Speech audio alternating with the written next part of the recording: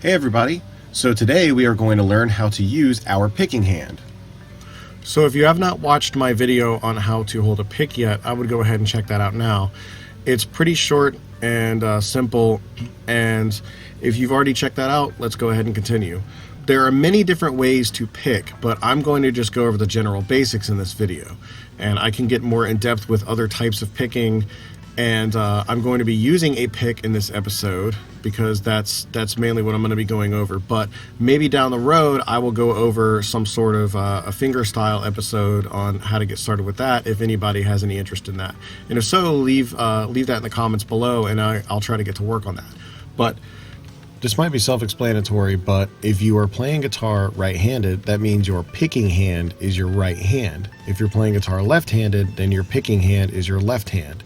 They make left and right hand models. Most guitarists are right-handed. So first thing we're going to look at is we're going to find out where to place our picking hand. So if you were to play close to the bridge here, that has a very tinny sound. That sounds a little more full. That's a lot more full. So again. So generally, if you can, try to play in here as your sweet spot. You can play back here too if you have to, or if you have a smaller hands. Just be mindful to not hit your middle pickup if you have a Strat style body.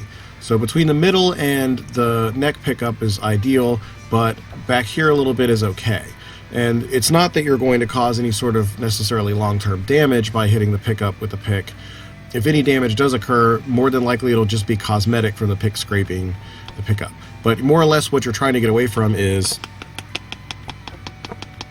just general noise that you don't want. It's a good habit to just be mindful of that so that it doesn't cause any issues down the road with unwanted noise. So, however, if you have a dual humbucker configuration like this here, there's no middle pickup to worry about.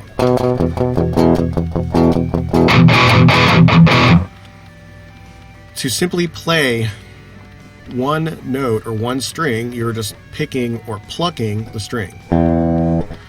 To play in a downward motion is down picking. To play in an upward motion is up picking. So if you were to play both up and down, that is called alternate picking. If you were to play a chord, that would be picking out all of the notes individually. You would just be picking out the notes. But if I were to play them all at once, that would be strumming.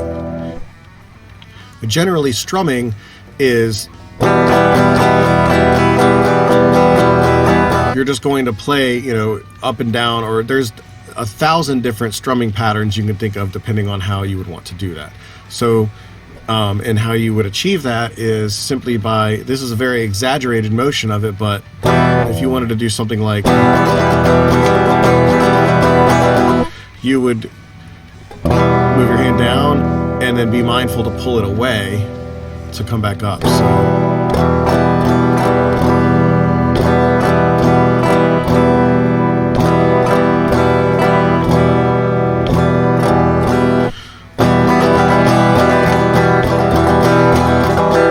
So that's just something to keep in mind. You only really want to hit the notes with the pick that chord has. So if it's a 3-note chord,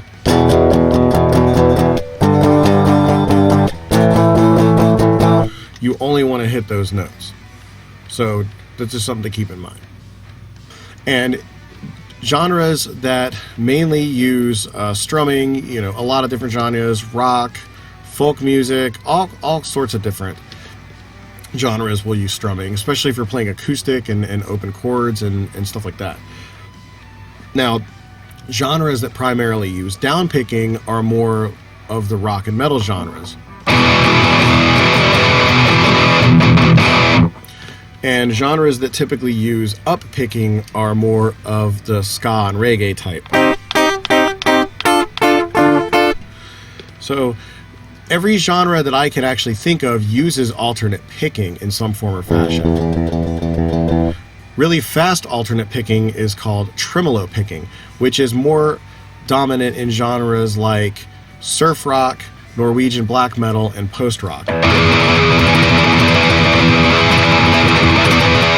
which I'll get more in depth in that in a different video on how to properly tremolo pick.